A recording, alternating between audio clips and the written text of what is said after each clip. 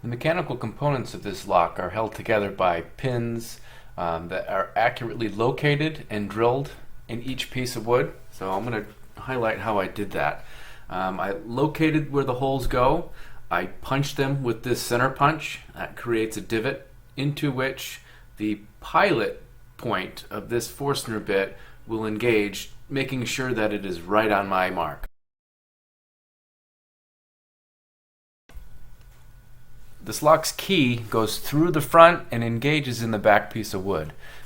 Those holes in the front and the back need to be lined up exactly, which is why I have this fence. This is the white pieces of wood screwed down to that piece of plywood on the drill press.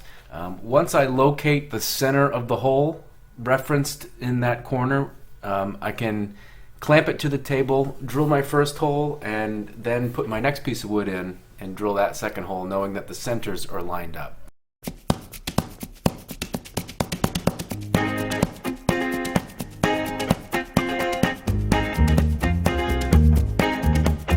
You might have seen one out in Minnesota, or maybe down by the sea in Sarasota. They were made back in Worcester, Mass, of aluminum baker like glass. Like a locomotive, they were streamlined. And the blueprints were drawn up from a dream of mine. Yeah. Slap 'em up, put 'em on a train, out of Michigan up to Maine. Give me find it down to Georgia, Carolina, up to 20 by the Pigwig, near the country out of Waynesboro.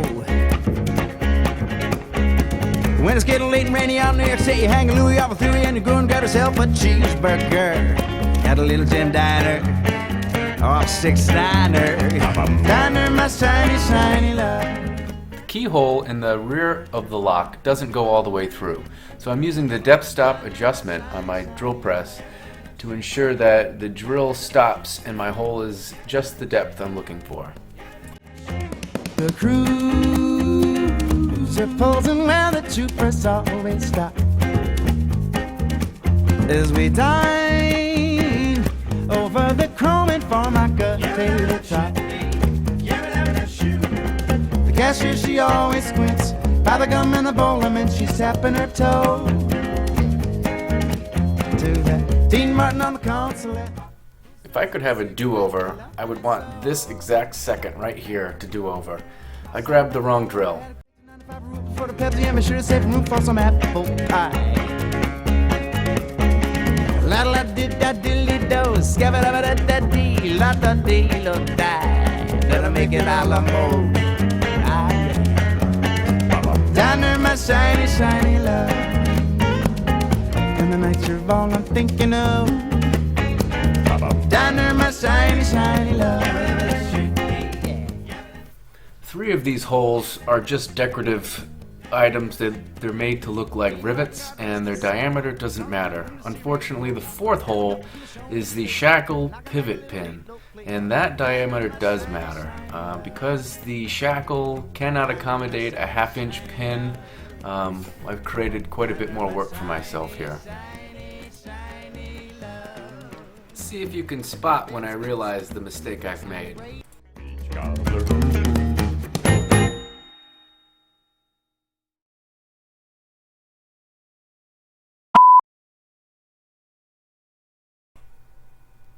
The pivot pin diameter should be 3/8. Unfortunately, the hole I drilled was 1/2 inch, so I'm going to have to customize a pivot pin for this.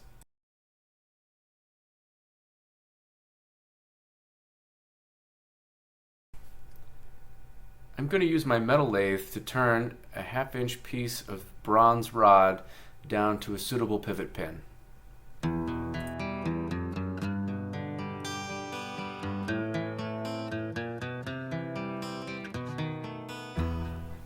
In the headstock, I have installed a 3-jaw chuck, which has 3 jaws that close together, and the cutting tool is a shaped piece of high-speed steel, which is the same material that most drill bits are made out of. Tell me where is sanity?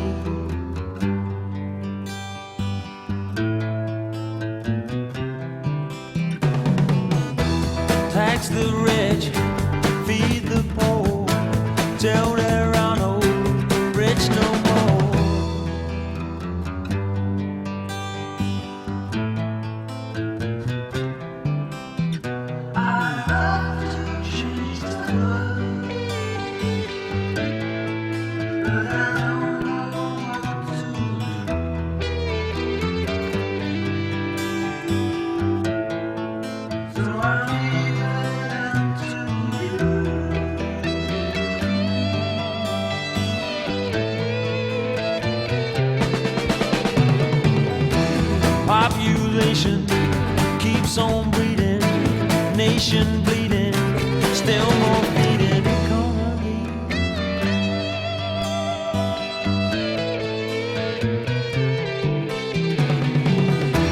Life is funny, skies are sunny, bees make honey.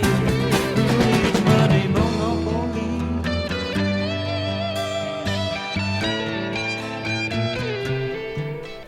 Using my digital calipers, I measure the diameter that I've reached so far. Right now we do a little bit of math, and we are 24 thousandths larger in the diameter.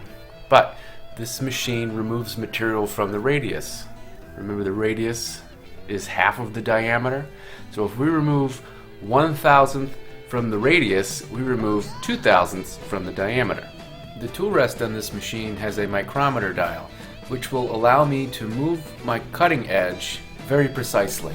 Each of these increments is 1,000th of an inch.